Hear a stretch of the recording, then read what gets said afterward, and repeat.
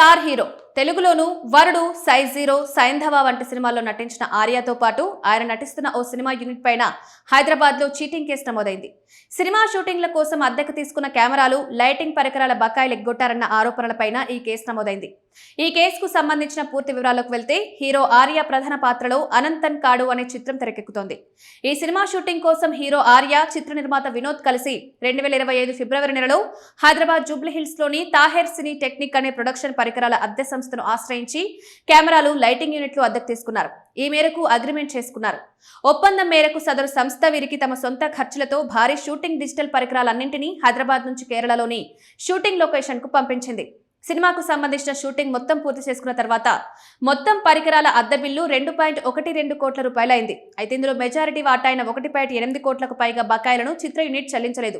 వారిని 1కి 10 సార్లు అడిగి విసిగిపోయి చివరికి డబ్బులు ఇవ్వడం లేదని చీటింగ్ కేసు నమోదు చేశారు. అయితే సినిమా విడుదలకు ముందే మొత్తం బకాయిలు క్లియర్ చేసి సంస్థ నుంచి హీరో ఆర్య, నిర్మాత నో డ్యూస్ సర్టిఫికెట్ తీసుకుంటామని సంతకాలు చేసి లిఖితపూర్వకంగా ఒప్పందాన్ని రాసిచ్చారు.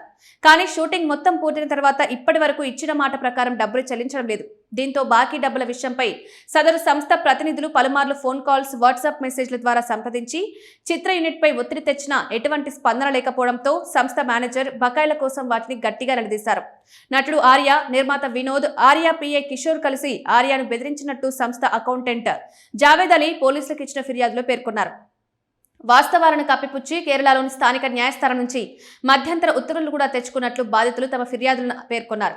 బాధితులు ఇచ్చిన సమాచారం, ఫిర్యాదు మేరకు పోలీసులు శనివారం హీరో ఆర్య, నిర్మాత వినోద్, ఆర్య పిఏ కిషోర్లపైన చీటింగ్ కేసు నమోదు చేసి దర్యాప్తు ప్రారంభించారు.